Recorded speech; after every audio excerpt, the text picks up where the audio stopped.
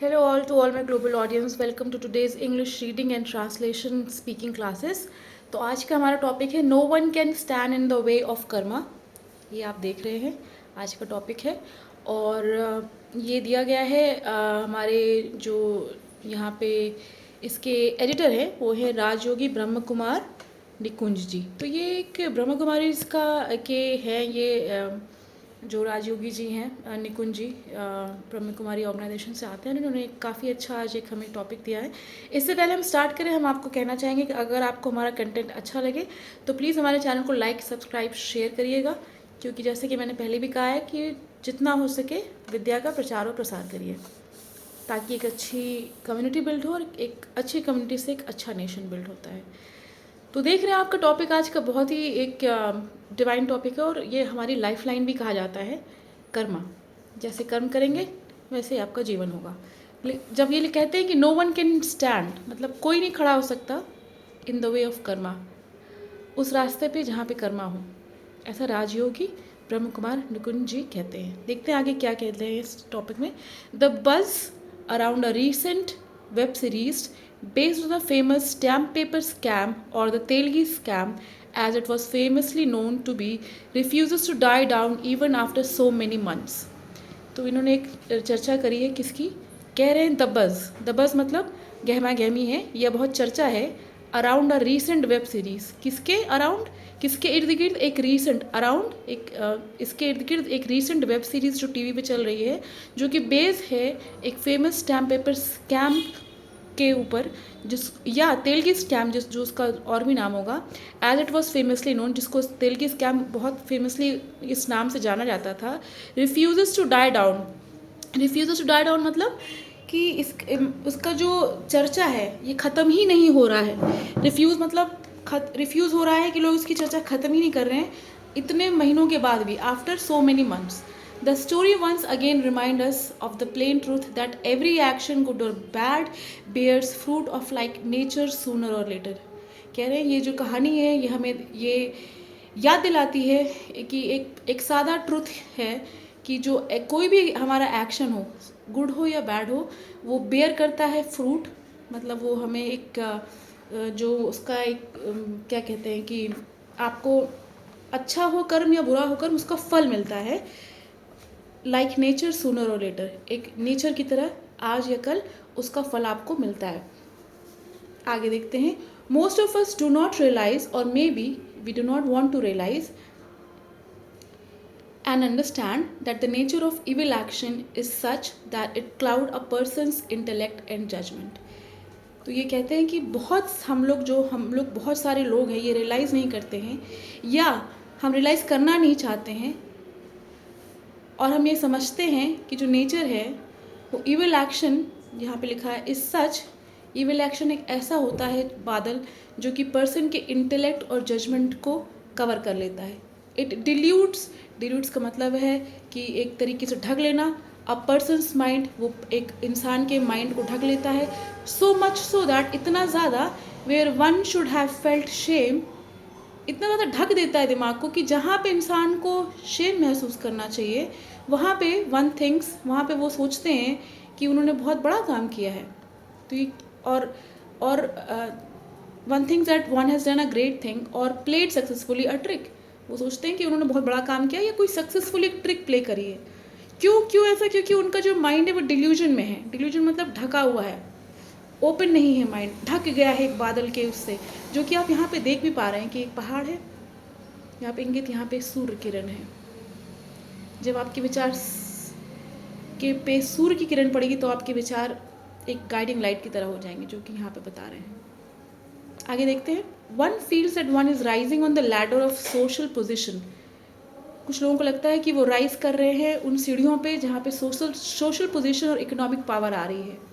But ultimately, sooner or later, a day comes when the rung of the ladder suddenly breaks down his weight and he falls from great heights and gets grievously hurt in the front of all.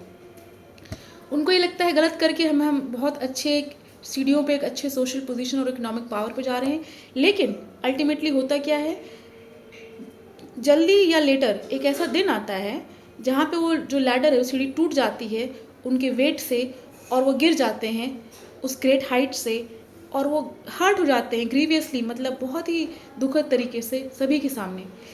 He feels humiliation which is verse in death, और उनको humiliation मतलब बेइज्जती महसूस होती है जो कि मृत्यु से ज़्यादा ख़राब है। कमिंग टू द स्कैम, जो स्कैम की बात हो रही थी तेलगी स्कैम के बारे में, कह रहे हैं coming to the scam and its outcome we all know what happened. अगर हम स्कैम के बारे में चर्चा करें तो हमें पता है कि उसका आउटकम क्या था। The mastermind who introduce the word scam of the to the public of India spent much of time earning money by sinful ways. जो मास्टर माइंड था जिसने ये वर्ड स्कैम पब्लिक को ऑफ इंडिया को जो इंट्रोड्यूस कराया था कि ये स्कैम को एक वर्ड होता है, उसने बहुत ज़्यादा समय अपना व्यतीत किया पैसा कमाने में गलत तरीक़ों से। सिंफुल वेज मतलब गलत तरीके। अगेंस्ट हिज कॉन्शियस, अपने अंदर की आत्मा के खिलाफ जाके। He lost his rest during the day to earn and he lost his sleep in the nights as his, वो अपना जो उसने दिन का आराम था वो खो दिया, रात की नींद खो दी। कह रहे हैं यहाँ पे क्यों खो दिया, एज हिज, क्योंकि उसका जो फियर और वरीज था did not allow him to sleep, उसका जो डर और जो चिंता थी उसको सोने नहीं देती थी, क्योंकि उसने अपने अंदर की आवाज़ को के खिलाफ जाके गलत तरीके से पैसा कमाया दिन रात। तो क्या हुआ, डर और चिंता पैदा हुई, तो दिन का जो चैन था और रात की नींद वो खो गई।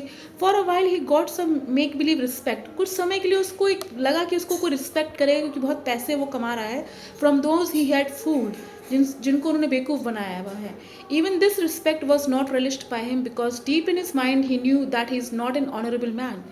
और ये रिस्पेक्ट जो सोच रहा था ना कि उसको मिलेगी, वो रिलिश करेगा, वो ये समझ गया था कि नहीं कर पाएगा इस रिस्पेक्ट को रिलिश, क्योंकि अपने मन के भीतर वो जानता था गहराई में कि उसने जो किया है वो एक ऑनरेबल मैन नहीं करता है। And then at the end of his all dishonourable endeavour he stood humiliated, rejected, dejected and utterly disappointed. और इसके अंत में क्या हुआ कि जो भी उसका डिसऑनरेबल एंडेवर था, मतलब जो भी उसका गलत तरीका करने का काम, एंडेवर मतलब कोई भी काम करने का जो एंडेवर होता है जिसमें हम लगे रहते हैं, डिसऑनरेबल मतलब जो गलत तरीके से उस काम करने में लगा हुआ था, वो खड़ा हुआ वहाँ पे बेइज्जती से मिली, उसको रिजेक्शन मिला, वहाँ पे उसने बहुत ही अपने आप को डिजेक्टेड पाया, मतलब समझ लीजिएगा एक तरीके का डिप्रेशन, और ह्यूमिलिएटेड, डिजेक्टेड, रिजेक्ट और अटरली डिसअपॉइंटेड रहा। Alas a man understood the inexorable law of karma well in time.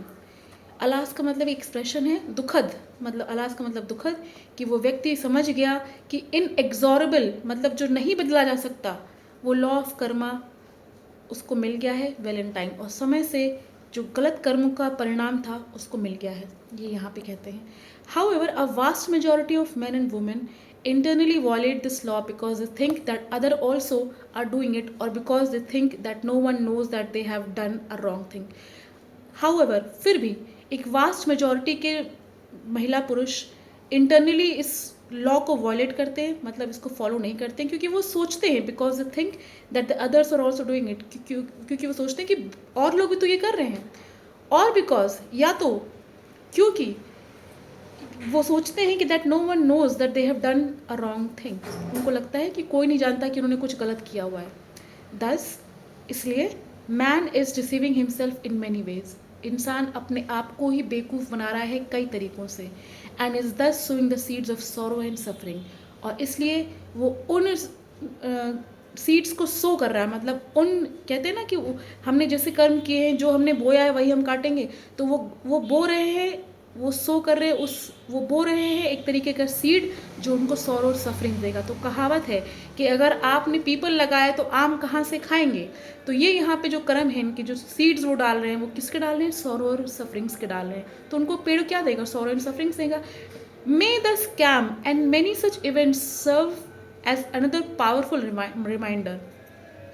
ये कहा गया है कि में ऐसा हो कि ये जो स्कैम है और बाकी जो भी ऐसे इवेंट्स हैं, अनदर पावरफुल रिमाइंडर, ये एक पावरफुल रिमाइंडर के तरीके एटलीस्ट टू सम, कुछ लोगों तक पहुँचे, that a good act is inherently good and is a precious attainment, and a bad act is a loss and a punishment from the time it is done till the time its final settlement. ये scam जो है और ये and many such serve events और जो भी इस तरीके के इवेंट्स होते हैं ये सर्व करते हैं अनदर पावरफुल, एक पावरफुल रिमाइंडर के तरीके ये बताने के लिए, एटलीस्ट टू सम, कुछ लोगों को ये बताने के लिए कि जो गुड एक्ट है वो इनहेरेंटली मतलब होता है स्वाभाविक रूप से उसका जो परिणाम होगा वो अच्छा होगा and is a precious attainment, और जो बैड एक्ट है उसका परिणाम होगा लॉस और punishment from the time it is done, जब से वो किया गया है, अनटिल जब तक उसको फाइनली सेटल नहीं कर दिया जाता। तो ये बहुत बड़ी बात है। अच्छे कर्म करिए, अच्छा फल मिलेगा, बुरे कर्म करेंगे आपको बुरा फल मिलेगा, और जब तक मिलता रहेगा जब तक उसका फाइनल सेटलमेंट नहीं होगा। This writer is a spiritual educator and popular columnist for publications across India, Nepal and the UK. ये जो राइटर है हमारे भाई जी जो हमारे ब्रह्म कुमारी संस्थान से आते हैं, जिनको कि हमने कहा कि राजयोगी ब्रह्म कुमार निकुंज जी हैं, ये काफ़ी अच्छे एडिटर हैं, कॉलमिस्ट हैं, और इनकी पब्लिकेशंस पूरे अक्रॉस इंडिया में, नेपाल में, यूके में पब्लिश होती है। ये लिखते हैं and he has written more than 8,000 columns, 8,000 से ज़्यादा कॉलम्स इन्होंने लिखे हैं। He can be contacted at nikunj@gmail.www.brahmakumaris.com। ये एक संस्था है ब्रह्म कुमारी जो ईश्वरीय बातों का प्रचार प्रसार करती है।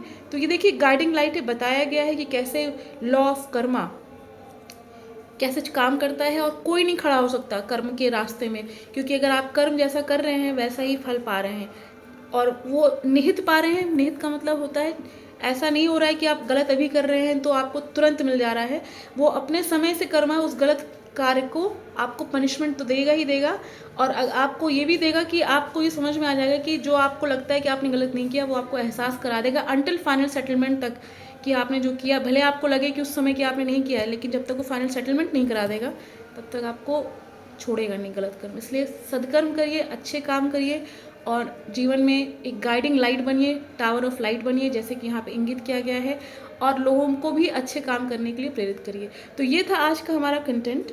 आपको कोई भी सवाल हो प्लीज़ हमें कमेंट के थ्रू पूछिए, हमें फीडबैक दीजिए, हमें बताइए कि आपको नेक्स्ट वीलॉग में क्या चाहिए होगा। ये जो हमारा कंटेंट है ये द हिंदू या द इंडियन एक्सप्रेस से आता है। हम दोनों ही पेपर्स को टैग करेंगे, आप इनमें देख सकते हैं।